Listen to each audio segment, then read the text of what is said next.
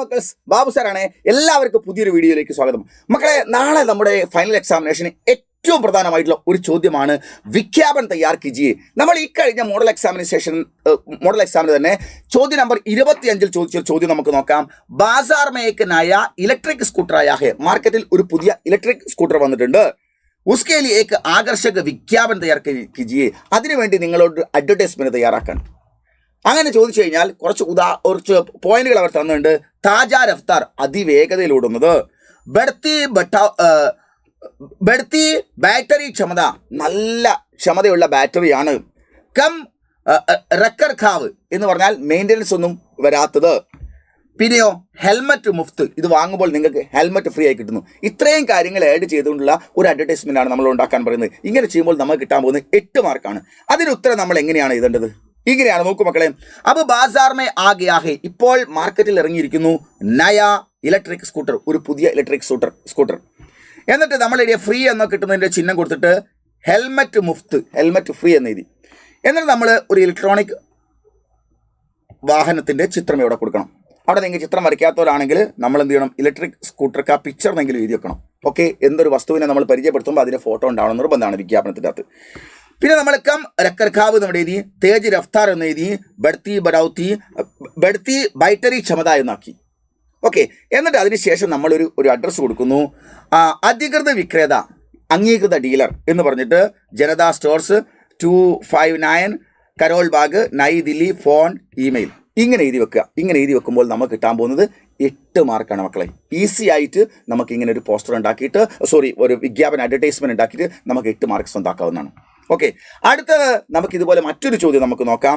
Bazaar may ഏക് നയാ മുഗലേബ്, മാർക്കറ്റിൽ ഒരു പുതിയ ഫേസ് ക്രീം റോഷ്നി ക്രീം ആയാ ഹെ, റോഷ്നി ക്രീം വന്നിട്ടുണ്ട്.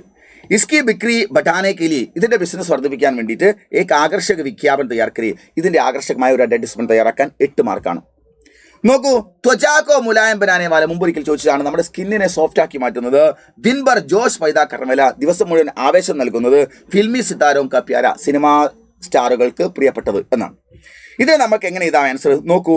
ആയിയെ ഇസ്തേമാൽ കീജിയെ, വരൂ ഉപയോഗിക്കൂ. എന്നിട്ട് ഫിൽമി സിതാരോം കാ പ്യാര എന്ന് നമ്മൾ ഇവിടെ കൊടുത്തു. എന്നിട്ട് നമ്മൾ നോക്ക്, നയാ മുഗലേബ്, പുതിയ മുഗലേബം, റോഷ്നി ക്രീം, ദിൻഭർ ജോഷ് പൈദാ കർണേവാല, അതൊക്കെ നമുക്ക് ക്വസ്റ്റ്യൻ പേപ്പറിൽ തന്നിരിക്കുന്ന പോയിന്റുകളാണ്. എന്നിട്ട് ഒരു ക്രീമിൻ്റെ ചിത്രം നമ്മളിവിടെ വരച്ചു. അതിനുശേഷം ത്വചാക്കോ മുലായം ബനാനേവാല എന്ന് എഴുതിയതിനു ശേഷം നമ്മൾ അടിയിലിരുന്നു സബി മെഡിക്കൽ ദുക്കാൻ മേ ഉപലബ്ധ ഹേ, എല്ലാ മെഡിക്കൽ സ്റ്റോറുകളും ലഭ്യമാണ് എന്ന്.